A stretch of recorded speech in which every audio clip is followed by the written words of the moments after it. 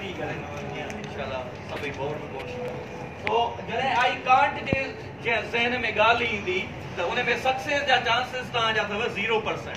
केतरा बाबा 0%। जने ता जे माइंड में जे थी I wish I could I मुखे लगे तो मां करे सकंदुम यानी यो क्या है डाउटफुल इन्हीं में सक्सेस जा चांसेस आए 25%। घणा बाबा 25%।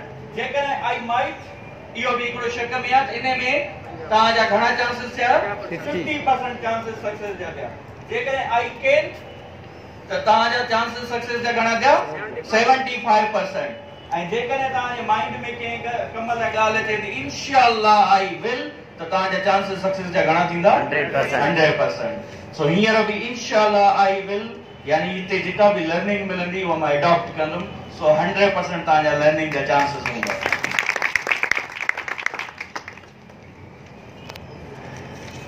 क्या लिखियल आहे ता पढ़ी ॿुधाई दो बाबा।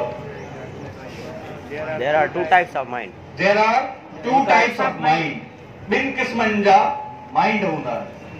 What is difference between brain and mind? What is difference? Brain जेको तहां वटि आहे ई कोन्हे अञा सोचो था आहे ब्रेन तहां वटि त पोइ बाबा डिफरेंस कहिड़ो आहे ब्रेन एंड माइंड में? जी